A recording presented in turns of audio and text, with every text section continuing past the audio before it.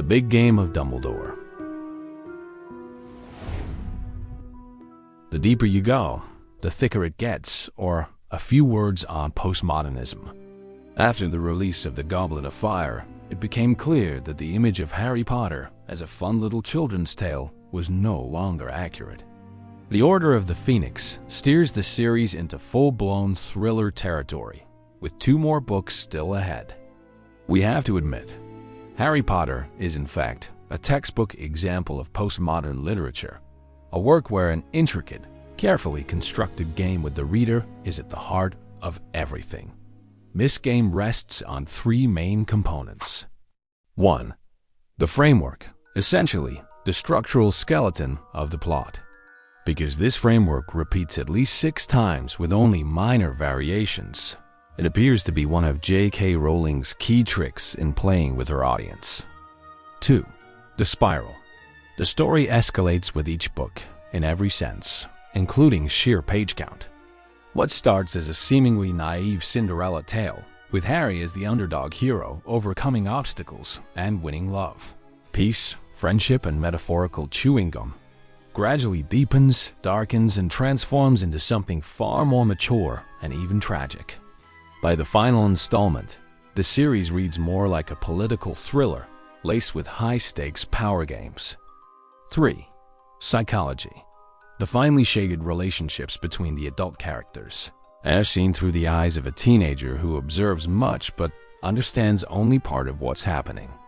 As Harry grows up, he notices more but still can't grasp everything, leaving readers to fill in the gaps.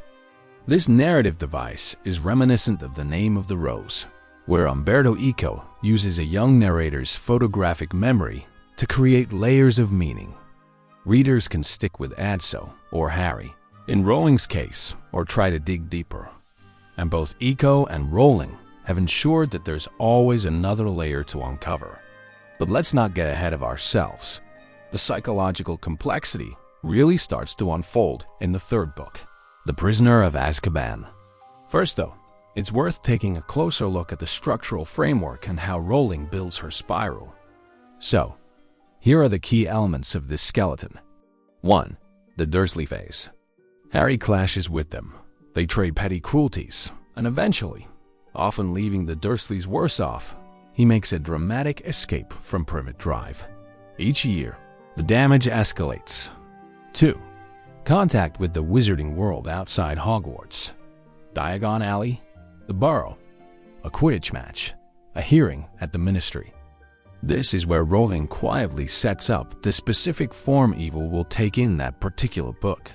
The stone, the prisoner, the cup, the order. This is weakest in Chamber of Secrets, though even there, Malfoy slips Ginny the diary early on. 3. The journey to Hogwarts, complete with an adventure.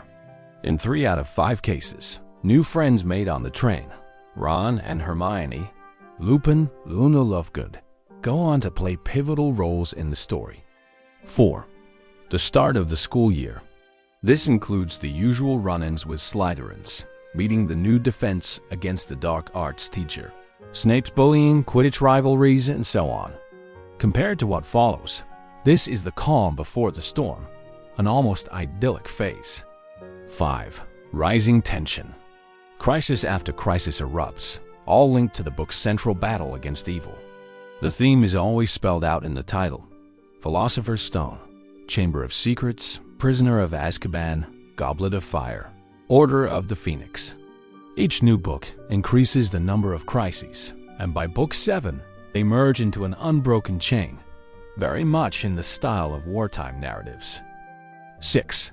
The catastrophe. Harry, once the school hero, becomes an outcast and scapegoat. With each book, this fall from grace happens sooner and lasts longer, until it starts to feel permanent. 7. The final showdown. 8. The mandatory heart-to-heart or office-smashing talk with Dumbledore. Always educational, always leaving a lingering sense that much is left unsaid. 9.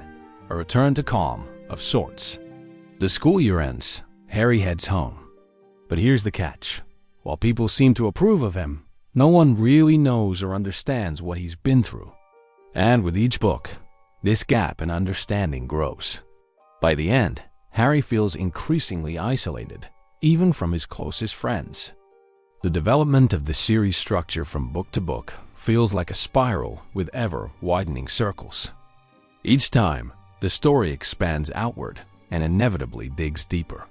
The challenges grow more serious, and the emotional swings become sharper. The humor gets funnier, the tragedies cut deeper. As for the recurring characters, they all share one defining trait, which can be summed up by a line from Twin Peaks. The owls are not what they seem. Take Snape, the apparent villain of the first book. Even his name carries a mocking undertone.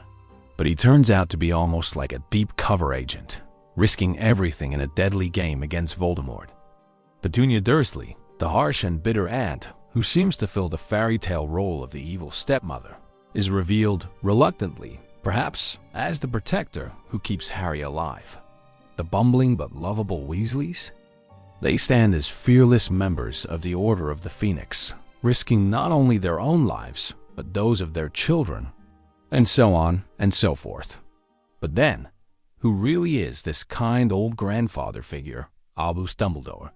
To Hagrid, he's always the great man, the wise mentor who gently nurtures Harry.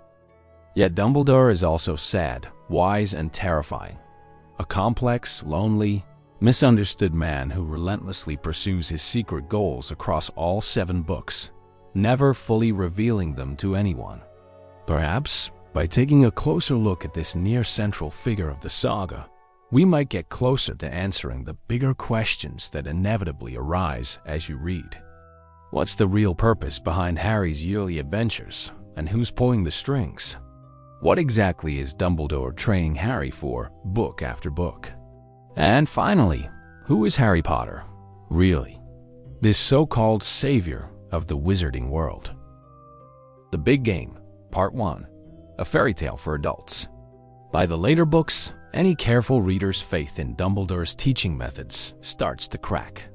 By the time you finish Book 5, you either have to turn a blind eye, start asking some serious questions, or straight up join the opposition, say, the Malfoy camp.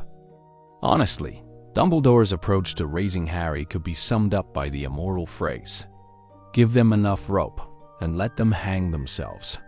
Funny thing is, kids got this right away. It's only as they grew up that they forgot.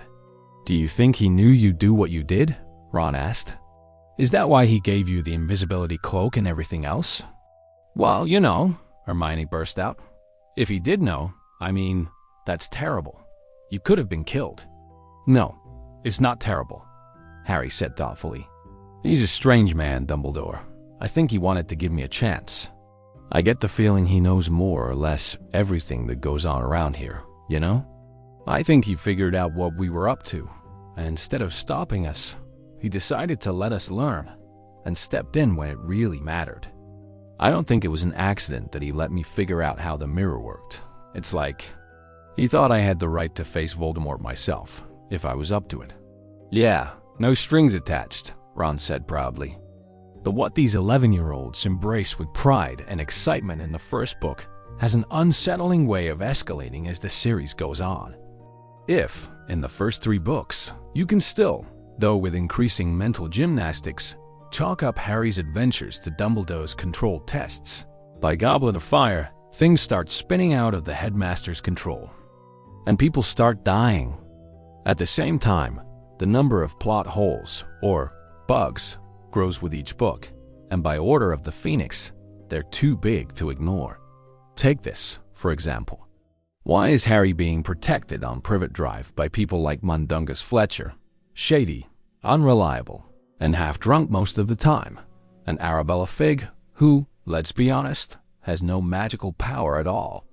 Why does Mr. Weasley escort Harry across the entire city of London to the Ministry and show him the phone booth entrance when they could have just used the Flu Network?